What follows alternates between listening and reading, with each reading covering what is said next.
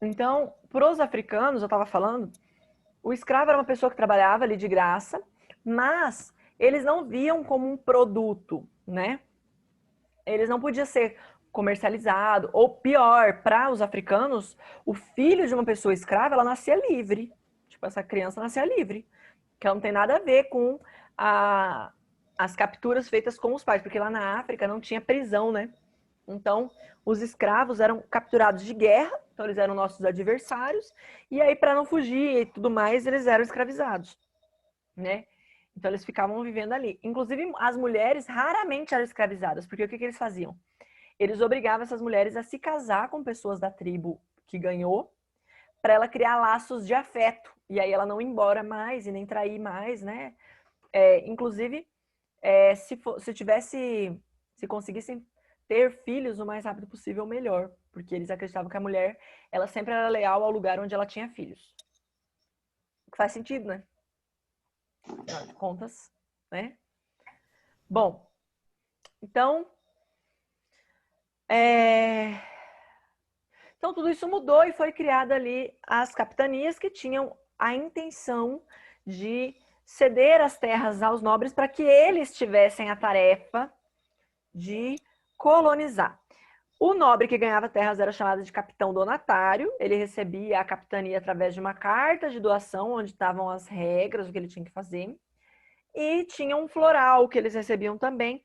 O floral era uma carta de impostos, né? Então lá estava escrito as taxinhas, tudo bonitinho que ele tinha que pagar. Bonitinho.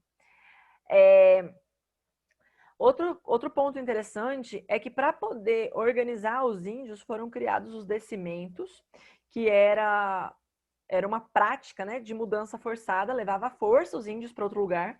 Então, olha, aqui a gente vai produzir, aqui vai ser uma capitania, vai ser uma sesmaria, que eu já vou falar sobre isso, né? Então, vocês têm que ir embora daqui. Isso era descimento. E aí os portugueses criaram aldeias, né, os chamados aldeamentos, que eram as cidades onde esses índios eram forçados a ficar, né? Então, vocês vão ficar aqui agora, tá?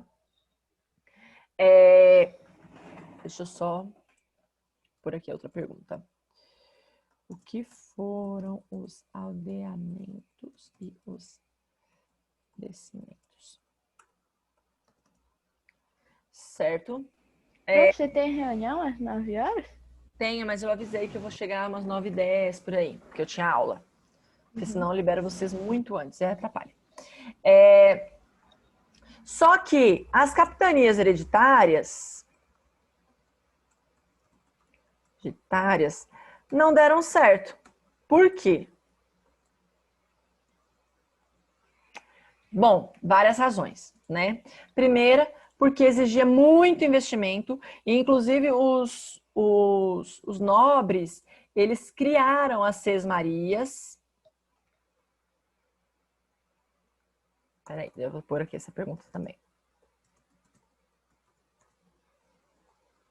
Eles criaram as sesmarias como uma forma de colonizar o território. Então, o que era sesmarias? Era uma fazenda grande que era cedida a quem quisesse. Quem quiser vir trabalhar no Brasil, explorar o Brasil, tá aqui, Sesmarias para vocês. Ê, que legal, pode vir, a terra é sua.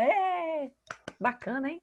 Só que, apesar disso tudo, era muito difícil a vida do capitão donatário na época, porque imagina, gente, era um nobre, uma pessoa muito rica na Europa, que recebeu uma terra na América, uma terra nunca foi desbravada, cheia de nativos, né? Sem comunicação com outro lugar e que a despesa é toda por sua responsabilidade.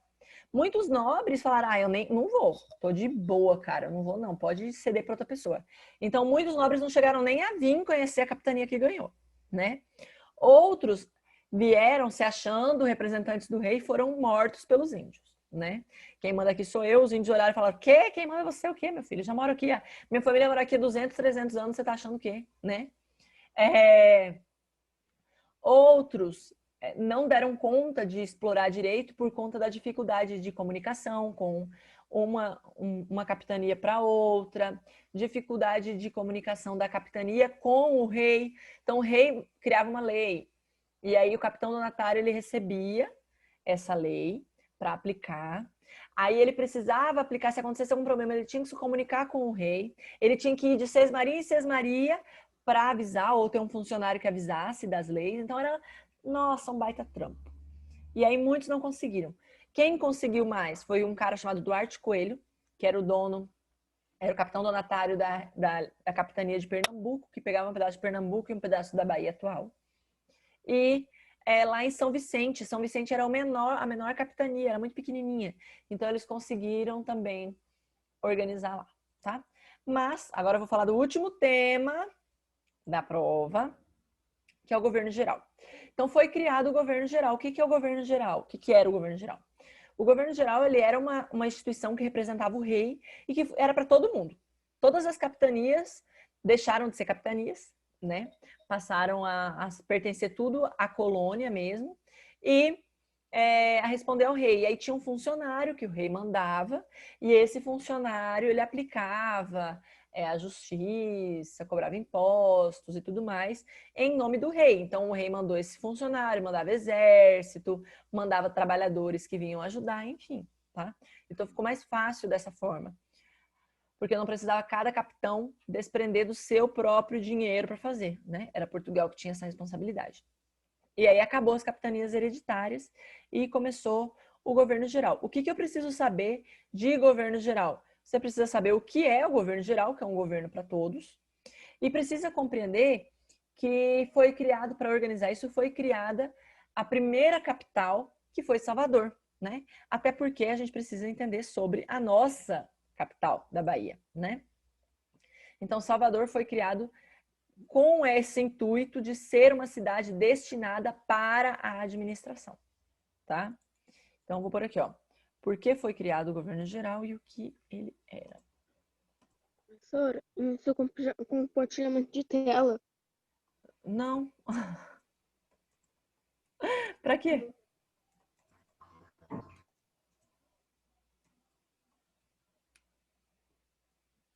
Prof, lá em Salvador, Oi. como você não me explicou onde era, eu não sabia, né? Mas a gente tava passando lá em frente a um elevador Lacerda. Aí tinha uma mulher que tava dando um turismo para uma família. Eu escutei que tinha um buraco assim para dentro de um museu que os escravos fugiam por lá, não sei. É isso mesmo. É lá perto do elevador Lacerda, onde fica o Pelourinho. É. E no Pelourinho eu vi um homem espancando uma mulher. Sério?